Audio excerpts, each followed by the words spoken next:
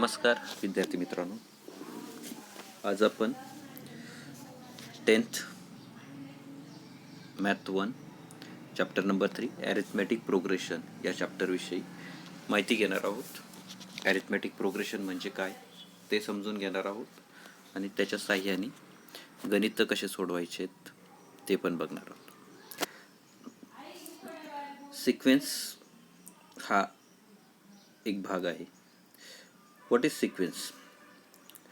A set of numbers where the numbers are arranged in a definite order like natural numbers is called as sequence. ज्या पद्धतीने natural numbers arrange केले जातात 1, 2, 3, 4 एकानंतर एक arrange केले जातात, त्या पद्धतीने जर काही नंबर अरेंज केले असतील आणि त्यांच्यामध्ये काही विशिष्ट संबंध असतील तर त्याला सिक्वेन्स म्हणूया. उदाहरणार्थ 1, 4, 9, 16, 25, 35 and 36 and 49 ही एक सिक्वेन्स आहे, कारण यांच्यामध्ये एक डेफिनेट संबंध आहे. काय संबंध आहे तर हे square of 1, square of 2, square of 3, square of 4 अशा पद्धतीचा त्याच्यात एक संबंध आहे. याला सिक्वेन्स म्हणतात. मग आता आपण बघूया की इन जनरल, आता इथे जर फोकस केला तुम्ही, आता in general only those sequences are studied where there is a rule which determines the next term. त्याच सिक्वेन्सचा आपण अभ्यास करतो की ज्याच्यामध्ये काहीतरी एक रूल आपण शोधू शकतो आणि त्याची पुढची संख्या, त्या सिक्वेन्सची पुढची संख्या काय येईल हे प्रेडिक्ट करू शकतो. तर टर्म्स इन सिक्वेन्स, मग सिक्वेन्समध्ये ज्या टर्मिनॉलॉजी वापरल्या जाते त्या कोणत्या आहेत ते बघूया. सिक्वेन्समध्ये स्मॉल टी आणि त्याच्या पायाशी 1, 2, 3 असं लिहितो आपण, TN लिहितो. In general sequence is written as in curly bracket TN. Okay, sequence हा TN या स्वरूपात लिहिला जातो. If the sequence is infinite म्हणजे ज्याचा शेवटचा नंबर आपल्याला सांगता येणार नाही. For every positive integer n there is a term TN.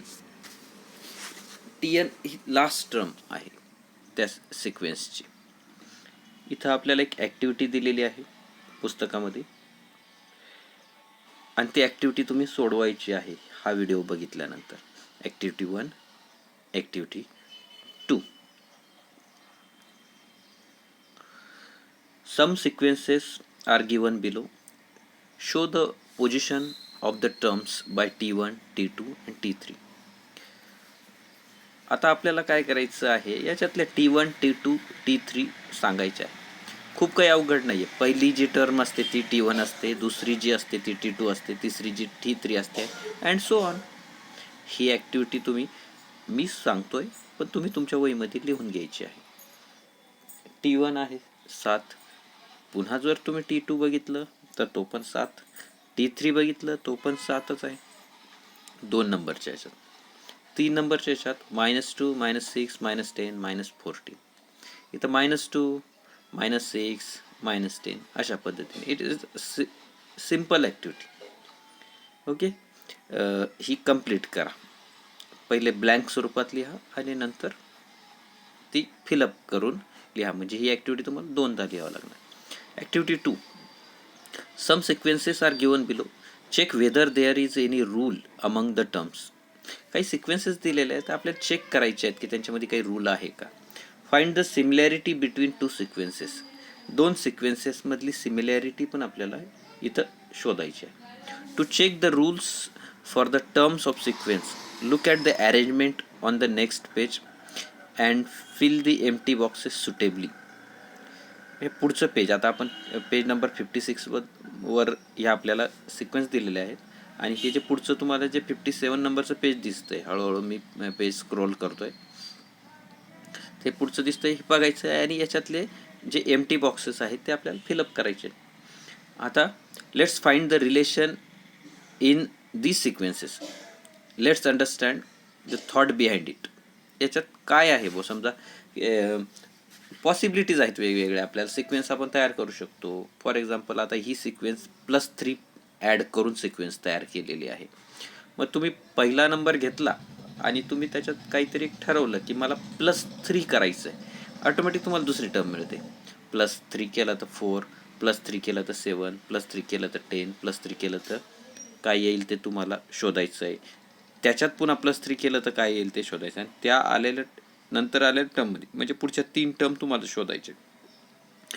आता हे इथं सोडून दिलेलं आहे, +3 आहे. दुसऱ्या पण याच्यात तुम्हाला शोधायचं नाही आहे. ही ॲक्टिव्हिटी कम्प्लीटच करून दिलेली आहे तुमच्या समजण्यासाठी. वर ज्या ॲक्टिव्हिटी आपण बघितल्या होत्या त्या तुम्हाला सोडवायच्या आहेत. आता फॉर एक्झाम्पल इथं तुम्ही बघाल तर वरचे 1 नंबरचं एक्झाम्पल ॲक्टिव्हिटी एक्सप्लेन केलेली आहे. तुम्हाला फक्त शेवटच्या टर्म शोधायच्या आहे. त्याच्यानंतर सेकंड एक्सप्लेन केलेली आहे, थर्ड एक्सप्लेन केलेलं आहे आणि वरचं जे 4th आहे ते पण एक्सप्लेन केलेलं आहे. वरचं जे 5th आहे ते पण एक्सप्लेन केलेलं आहे. ओके, ठीक आहे. म्हणजे हे वरचेच सगळे टर्म खाली एक्सप्लेन केलेले आहेत. तर +3 कधी +6. आता 2 नंबरच्या सिक्वेन्समध्ये तुम्ही जर बघितलं तर +6ने पुढं जात आहेत सिक्वेन्स आणि 3 नंबरच्या याच्यामध्ये बघा +0ने पुढं जातो आहे सिक्वेन्स +0ने पण पुढं जाऊ शकतो, हे लक्षात ठेवा. त्याच्यानंतर 4 नंबरची जी सिक्वेन्स आहे ती मल्टिप्लाइड बाय 4. ज्या पद्धतीने आपण प्लस करू शकतो त्या पद्धतीने आपण मायनस करू शकतो किंवा आपण +0 करू शकतो किंवा आपण मल्टिप्लाय करू शकतो किंवा आपण डिव्हिजन पण करू शकतो. इथं डिव्हिजनचं एक्झाम्पल नाही आहे पण डिव्हिजन पण करू शकतो आपण. -1 पुढची टर्म आहे -1.5. -1मध्ये -0.5 मिळवल्यानंतर म्हणजे -0.5 मिळवत जायचं आहे आणि पुढच्या टर्म्स मिळवत जायच्या आपल्याला. 6 नंबरचं एक्झाम्पल आहे. त्याच्यामध्ये आपण जर बघितलं तर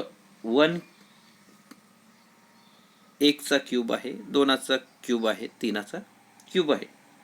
याच्याबद्दलचं जे एक्सप्लेनेशन आहे ते मी वाचतो आणि तुम्हाला समजून सांगतो. Here in the sequences 1, 2, 3 and 5 the similarity is that next term is obtained by adding a particular number to the previous number. Each of these sequences is called as arithmetic progression. आता वर दिलेल्या sequence 1, 2, 3 आणि 5 यांच्याकडे आपण लक्ष देऊया. 1 आहे तिच्यात +3ने ॲडिशन होत चालली, 2 आहे +6ने ॲडिशन होत चालली आणि 3 मध्ये +0ने ॲडिशन होत चालली आहे. पण 4 मध्ये मल्टिप्लिकेशन होतं आहे, म्हणजे मल्टिप्लिकेशननी जी सिक्वेन्स वाढते ती सिक्वेन्स ॲरिथमेटिक प्रोग्रेशन नसते. 5 नंबरची जी आहे ती ॲडिशननी वाढते आहे, म्हणजे ॲडिशन किंवा सबस्ट्रॅक्शन. मग आपण ते बघूया. आता याच्यातल्या 1, 2, 3 आणि 5 ह्या ॲरिथमेटिक प्रोग्रेशन आहे. Sequence 4 is not arithmetic progression. In this sequence, the next term is obtained by multiplying a previous term by a particular number. This type of sequence is called as a geometric progression. यापूर्वीचा जो syllabus होता त्यामध्ये ॲरिथमेटिक progression and geometric progression अशा दोन प्रकारचे chapter होते. पण तो विद्यार्थ्यांचा गोंधळ टाळावा म्हणून आता आपल्याला फक्त एकच टॉपिक राहिलेला आहे, ॲरिथमेटिक प्रोग्रेशन. त्यामुळं आपण त्याच्यावरच फोकस करणार. Sequence 6 is neither arithmetic progression nor geometric progression. त्याच्यात एक क्यूब, एकाचा क्यूब आणि 2चा क्यूब यांच्यामध्ये आपण एकाच्या क्यूबला काहीतरी ॲड करून किंवा सबस्ट्रॅक्ट करून किंवा मल्टिप्लाय करून किंवा डिव्हिजन करून 2चा क्यूब मिळू नाही शकत. तोच जो रूल एकाच्या क्यूब लावला समजा, तो पुन्हा 2च्या आणि 3च्या क्यूबमध्ये सेम रूल नाही लावू शकत. म्हणून ही दोन्ही प्रकारचे सिक्वेन्स नाही, ना ॲरिथमॅटिक आहे ना जॉमेट्रिक प्रोग्रेशन. आता ॲरिथमॅटिक प्रोग्रेशन ही संकल्पना थोडीशी क्लिअर झालेली आहे, आता अजून क्लिअर होईल. अतिशय सोप्या प्रकारचं हे चॅप्टर आहे आणि याच्यात सगळे गणित जमून पैकीच्या पैकी मार्क मिळू शकतील याची मला खात्री आहे. प्रत्येक वर्षी विद्यार्थी मिळवतात. Some sequences are given below. For every sequence write the next 3 terms. आता आपल्याला यास काही सिक्वेन्स दिले, 1 example number 1, example number 2, example number 3. आपल्याला त्याच्या पुढच्या 3 टर्म्स लिहायच्या आहेत. ऑलरेडी 4 T1, T2, T3 आणि T4 आपल्याला दिलेले आहेत. आपल्याला T5, T6 आणि T7 लिहायचे आहेत. एक्झाम्पल सोडून पण दिलेले आहेत आपल्याला, आणि हे सोडवलेल्या एक्झाम्पल्स बघून मग पुढे जाऊन आपल्याला एक प्रॅक्टिस सेट सोडवायचा असतो, उदाहरण संग्रह सोडवायचा असतो आपल्याला. आता 100, 70, 40, 10. आता जर इथं आपण बघितलं तर 100 100पेक्षा 70 लहान आहेत, 70पेक्षा 40 लहान आहेत, 40पेक्षा 10 लहान आहे. म्हणजे काहीतरी कमी होत चाललेले, पण फिक्स संख्येने कमी होत चालले. 30 या संख्येने कमी होत चालले. म्हणजे -30 मिळवल्यानंतर ही सिक्वेन्स काय होते, पुढं सरकते आहे. आणि -30 ही संख्या फिक्स आहे, म्हणून ही ॲरिथमॅटिक प्रोग्रेशन आहे. म्हणून मग 10च्या नंतरच्या संख्ये मिळवण्यासाठी सुद्धा आपल्याला, पुढची टर्म मिळवण्यासाठी सुद्धा आपल्याला 10 मध्ये -30 मिळवावं लागतील. आणि प्लस एक संख्या प्लस आणि एक संख्या मायनस यांची ॲडिशन करण्याचा जो नियम आहे तो आपल्याला माहिती आहे सर्वांना, की जरी ॲडिशन दिसत असली तरी आपण दोघांचे अपोजिट साईन असल्यामुळे आपण त्यांची वजाबाकी करतो आणि जे आन्सर येतं त्याला मोठ्या संख्येचं साईन देत असतो आपण. तो रूल फॉलो केला आपण. 10 आणि 30 साईन अपोजिट आहे म्हणून वजाबाकी केली. 20 10 गेले, 30 10 गेले 20, आणि 30 ही मोठी संख्या आहे, तिचं जे साईन आहे ते आलं, उत्तर आलं -20. याच पद्धतीने -20 आणि मायनस. आता इथं दुसरा रूल आहे की आता हे प्लस मायनस नाही आहेत, आता दोन्ही मायनस मायनस आहे. इथला रूल काय आहे की ज्यावेळेस संख्या दोन्ही मायनस मायनस असतील आणि त्यांची ॲडिशन असेल त्यावेळेस आपण त्यांना ॲड करतो आणि मायनस साईन देतो, मोठ्याचं साईन देतो. इथं मोठीचं साईन पण मायनसच आहे, लहान संख्येचं साईन पण मायनसच आहे, म्हणून -50 येणार आहे. त्या पद्धतीने तुम्ही पुढची टर्म पण शोधू शकता. आता दुसरं जे एक्झाम्पल आहे -7, -4, -1, 2, याच्यामध्ये आपण बघितलं तर -7 मध्ये +3 मिळवले. इथं तोच रूल वर जो मी सांगितलेला आहे, एक संख्या मायनस आहे, एक संख्या प्लस आहे. अशा वेळेस आपण अपोजिट साईन असल्यामुळं त्यांचे आपण काय करणार आहोत, वजाबाकी करणार आहोत आणि आलेल्या उत्तराला मोठ्या संख्येचं चिन्ह देणार आहोत. तोच रूल कंटिन्यू केला, +3 करत गेलो आणि आपण पुढची टर्म मिळवली. आता 4 4 4 इथं बघितल्याबरोबर आपल्या लक्षात येतं की शून्याची ॲडिशन होते, बरोबर आहे. In each sequence above every term is obtain by adding a particular number in a previous term. The difference between 2 consecutive term is constant. Consecutive म्हणजे शेजारच्या की एका नंतर येणारे. 100 आणि 70 या कॉन्झिक्युटिव्ह टर्म्स आहे, यांच्या दोघांमधला डिफरन्स फिक्स आहे, कॉन्स्टंट आहे. आयदर तो निगेटिव्ह असू शकतो, तो पॉझिटिव्ह असू शकतो किंवा 0 पण असू शकतो. ॲरिथमॅटिक प्रोग्रेशनच्या बाबतीतला नियम एवढाच लक्षात ठेवायचा आहे की डिफरन्स हा स्थिर असला पाहिजे, कॉन्स्टंट असला पाहिजे. आणि जर डिफरन्स कॉन्स्टंट असेल, मग आता याच्या आपण ज्यावेळेस ॲरिथमॅटिक प्रोग्रेशन एखाद्या सिक्वेन्सला म्हणायचं आहे की ही सिक्वेन्स ॲरिथमॅटिक प्रोग्रेशन आहे, तर त्यावेळेस त्याच्यातला डिफरन्स सारखा असला पाहिजे. म्हणून आपण एखाद्या सिक्वेन्सला ॲरिथमॅटिक प्रोग्रेशन आहे की नाही ठरवण्यासाठी त्यांचा डिफरन्स आपण शोधणार आहोत. आणि त्या डिफरन्सला आपण स्मॉल डी असं म्हणणार आहोत. आता या चॅप्टरमधल्या महत्त्वाच्या टर्म्स आपण बघणार आहोत. In given sequence, if the difference between two consecutive terms Tn+1 minus Tn is constant, then the sequence is called as arithmetic progression. पुढची टर्म Tn+1 हे सिम्बॉलिक आहे. n म्हणजे कोणता पण नंबर असू शकतो. तिथं तुम्ही जर कधी n मध्ये 1 टाकला, यांच्या ऐवजी 1 टाकला तर ते काय बनेल, ते T2 - T1. तो यांच्या ऐवजी आपण 2 टाकला, T3 - T2.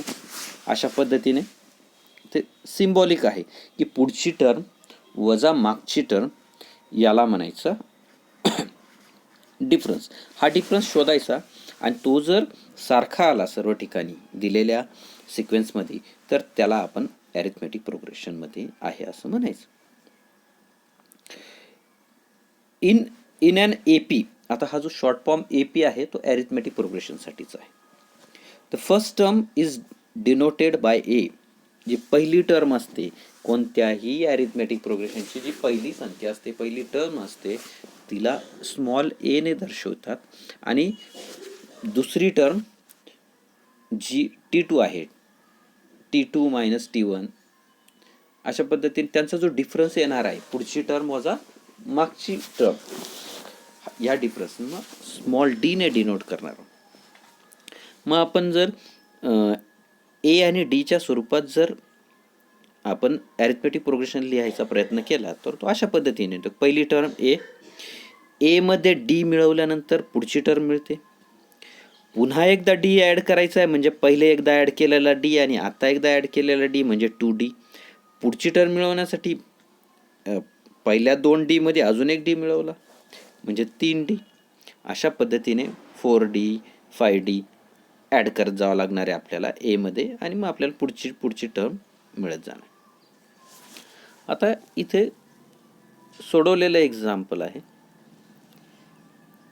आपण या सोडवलेल्या एक्झाम्पलचा अभ्यास करणार आहोत आणि मग त्याच्यानंतर आपण हे बघा, इथं प्रॅक्टिस सेट 3.1 दिलेला आहे. मग प्रॅक्टिस सेट 3.1 पर्यंत आपण आज या व्हिडिओमध्ये बघणार आहोत आणि दुसऱ्या व्हिडिओमध्ये आपण प्रॅक्टिस सेट 3.2 आणि अशाच पद्धतीने आपण एक पूर्ण चॅप्टरबद्दल माहिती घेणार. Arifa saved ₹100 every month. Arifa दर महिन्याला 100 रुपीज सेव्ह करतो. In 1 year the total amount saved after every month is given below. एका वर्षभरात 12 महिने असतात. अरिफाची सेविंग पहिल्या महिन्याला 100 रुपीज होती, पुढच्या महिन्याला पहिले 100 आणि नंतरचे त्या महिन्याचे 100 असे 200, नंतर 300,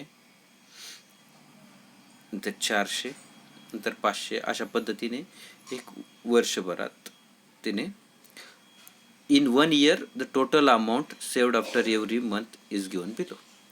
आता इथं Arifa saved 100 rupees every month. प्रत्येक महिन्याला 100 रुपीज सेव्ह करत होते, म्हणून ती सर्व महिन्याची जी रक्कम आहे ती एका डेफिनेट प्रपोर्शनने वाढते आहे, डेफिनेट फिक्स अमाऊंटने वाढते, 100ने वाढत चाललेली आहे. 100, 200, 300, 400, 500 अशा पद्धतीने. The number showing the total saving after every month are in arithmetic progression. हे एक्झाम्पल आहे. आपल्याला ॲरिथमेटिक प्रोग्रेशन ही कन्सेप्ट अजून चांगल्या पद्धतीने समजावी. एखादा सिक्वेन्स बघितल्यानंतर लगेच आपल्या लक्षात यावं की हे ॲरिथमेटिक प्रोग्रेशन आहे की नाही, याच्यासाठी एक्झाम्पल होतं. अशा वेळेस आपण कुठल्याही 2 टर्म घ्यायच्या कन्झिक्युटिव्ह आणि त्यांची वजाबाकी करून बघायची. पण एक गोष्ट लक्षात ठेवायची, संख्या लहान असोत की मोठ्या असोत, पुढच्या टर्ममधूनच मागची टर्म वजा करायची. पुढची टर्म म्हणजे काय, T2 मधनंच T1 वजा करायची. ओके, 200तनं 100 वजा केले 100 उत्तर येतं, आणि इकडं शेवटी आपण 1200 मधनं 1100 मायनस केले तर इथं पण 100 उत्तर येतं. या सर्व ठिकाणी आपण करून बघितल्यानंतर 100च उत्तर येईल, म्हणून हे ॲरिथमेटिक प्रोग्रेशन आहे असं म्हणायला काही हरकत नाही, असंच म्हणावं लागेल. सेकंड एक्झाम्पल, प्रणव बॉरोड म्हणजे उधारीने घेतले 10,000 from his friend and agree to repay 1,000 per month. So the remaining amount to be paid in every month will be as follows. प्रणवने 10,000 rupees borrow केले मित्राकडनं आणि 1,000 प्रमाणे त्याने रिटर्न करण्याचे ठरवले.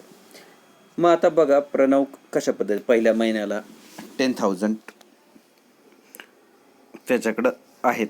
सेकंड मंथची पोझिशन काय होईल की तो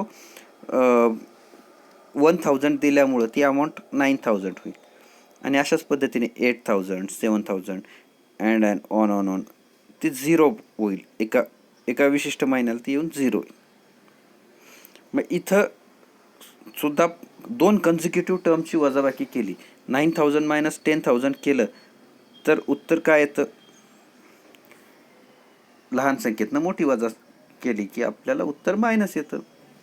मग -1 आणि या प्रत्येक ठिकाणी आपल्याला -1,000 -1 नाही -1,000 आपलं उत्तर येणार आहे प्रत्येक ठिकाणी. म्हणजेच डिफरन्स हा सर्व ठिकाणी सारखा आहे. हे पण ॲरिथमॅटिक प्रोग्रेशनचं example number 3. Consider the table of 5 that is numbers divisible by 5. आपण 5चा पाडा बघूया. 5चा टेबल म्हणजे पाडा. Consider the table of 5. 5, 10, 15, 20 and on is an indefinite arithmetic progression.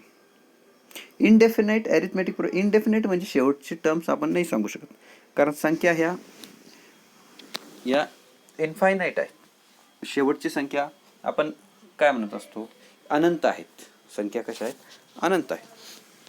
त्यामुळं हे इनडेफिनाईट ॲरिथमॅटिक प्रोग्रेशन आहे कारण प्रत्येक पुढच्या टर्ममधून मागची टर्म वजा केली तर उत्तर 5 येत जाणार आहे. आपल्याला 5 येणार आहे.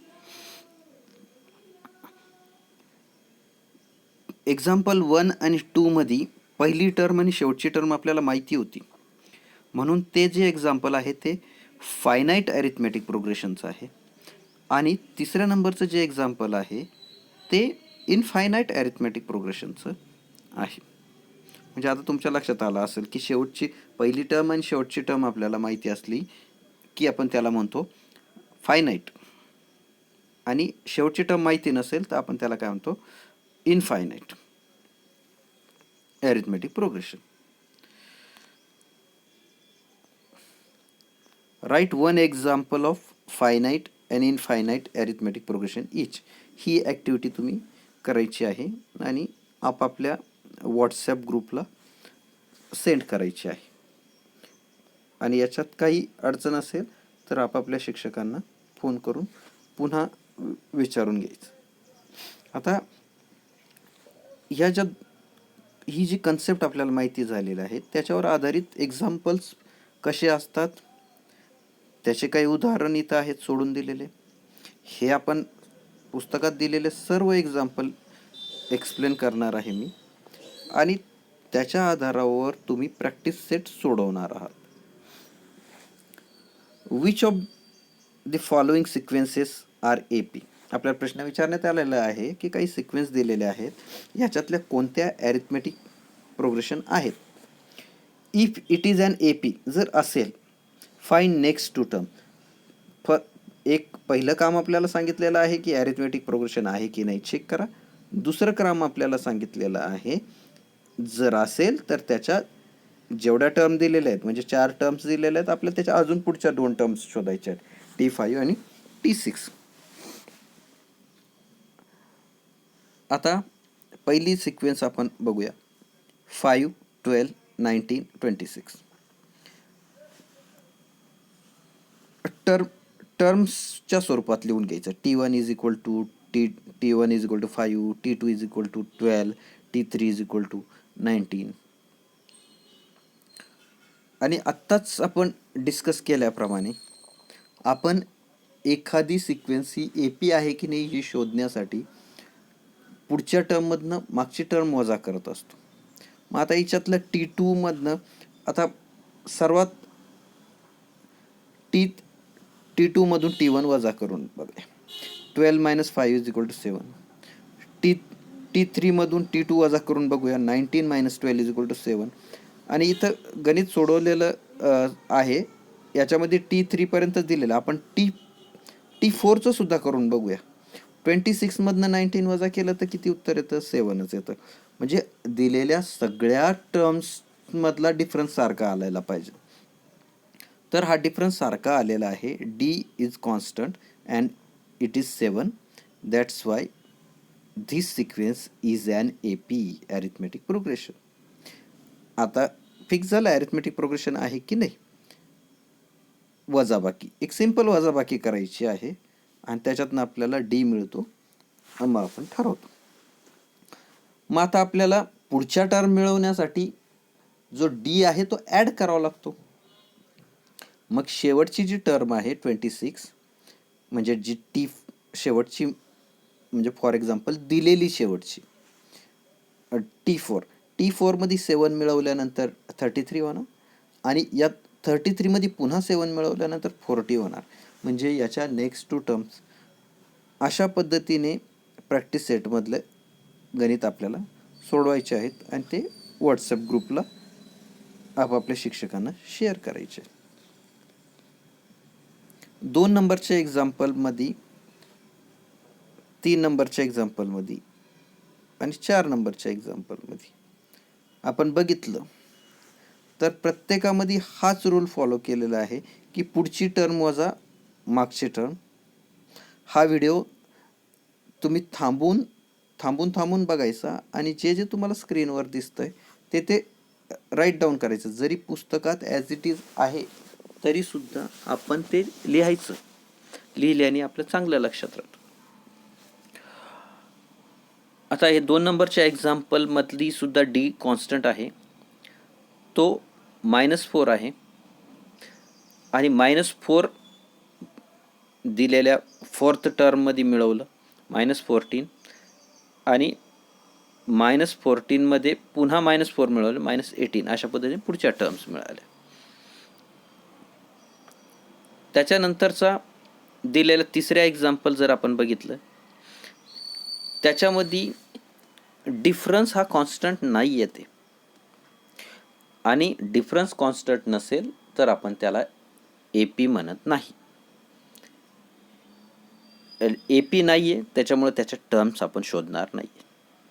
In sequence 4th एक्झाम्पलमध्ये 3/2, 1/2, -1/2.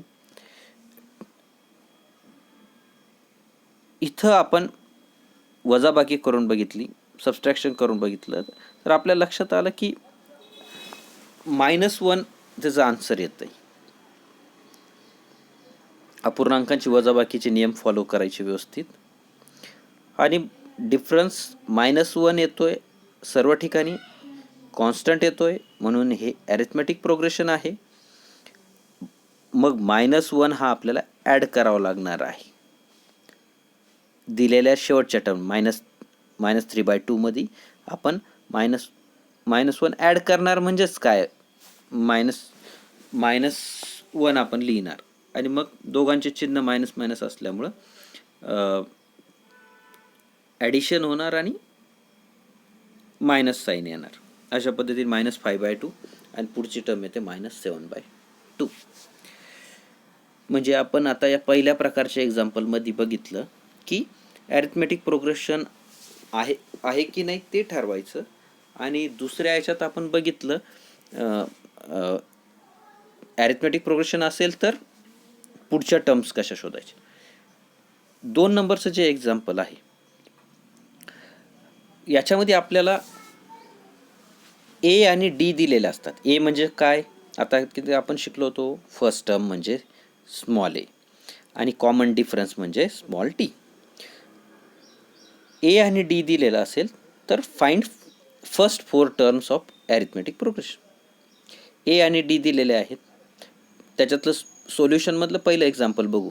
पहिले आपण गिव्हन लिहून घ्यायचं, त्याच्यानंतर Aलाच T1 म्हणायचं, त्याच्या खाली T2चं सूत्र लिहायचं की T1 + D.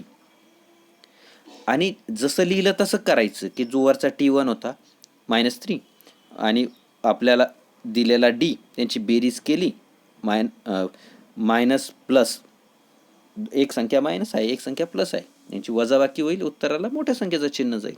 ओके, अशा पद्धतीने T3 शोधला, T4 शोधला आणि आपण आपल्याला फर्स्ट 4 टर्म सांगितल्या होत्या म्हणून आपण 4च टर्म काढल्या. ही सिरीज अशी इन्फायनाईट चालत राहील. जर आपण याच्यामध्ये डी ॲड करत राहिलो तर ती कधी संपणार नाही आहे. म्हणून तिला आपण ॲरिथमॅटिक प्रोग्रेशन आपण ते -3, 1, 5, 9च्या नंतर डॉट डॉट डॉट लिहिलेलं आहे. याच पद्धतीने दुसरे एक्झाम्पल तुम्ही बघू शकता. त्याच्यामध्ये फर्स्ट टर्म आहे 200 आणि डिफरन्स आहे 7 प्लस प्लस होत जाणार आहेत. 200, 207, 214, 221 अँड सो ऑन. तिसऱ्या प्रकारच्या एक्झाम्पलमध्ये -1/2 ॲड करायचं आहे. इथं तुमच्या बेसिक्सची टेस्टिंग होणार आहे की तुम्हाला प्लस मायनसचे रूल्स चांगल्या पद्धतीने येतात की नाही, अपूर्णांकांच्या बेरजा वजाबाक्या तुम्हाला व्यवस्थित येतात की नाही. त्या येत असतील, रूल्स व्यवस्थित लक्षात असतील तर या चॅप्टरमधलं कोणतंही गणित तुमचं चुकणार नाही आहे.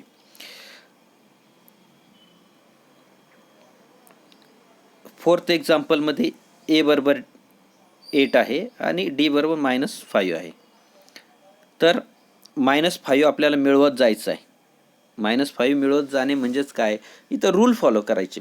एकाचं चिन्ह प्लस आहे, एकाचं चिन्ह मायनस आहे, तर वजाबाकी होते आणि उत्तराला मोठ्या संख्येचं चिन्ह जातं. हा रूल फॉलो करायचा आणि उत्तर मिळवायचे आहे. आता प्रॅक्टिस सेट 3.1 याचा तुम्ही स्क्रीनशॉट काढून घ्यायचा आहे व्हिडिओ बघितल्यानंतर आणि गणितं सोडवायचे आहेत आणि आपला जो व्हॉट्सॲपचा ग्रुप आहे त्याला फॉरवर्ड करायचे आहेत. आणि त्याच्यातही काही अडचण असेल तर शिक्षकांना फोन करायचा किंवा व्हॉट्सॲप ग्रुपलाच विचारलं तरी तुमच्या प्रश्नांचं समाधान केलं जाईल. आज आपला प्रॅक्टिस सेट 3.1 पर्यंतचा सिलेबस कवर झालेला आहे. उरलेला जो आहे तो पुढच्या व्हिडिओमध्ये आपण बघूया. Okay, thank you.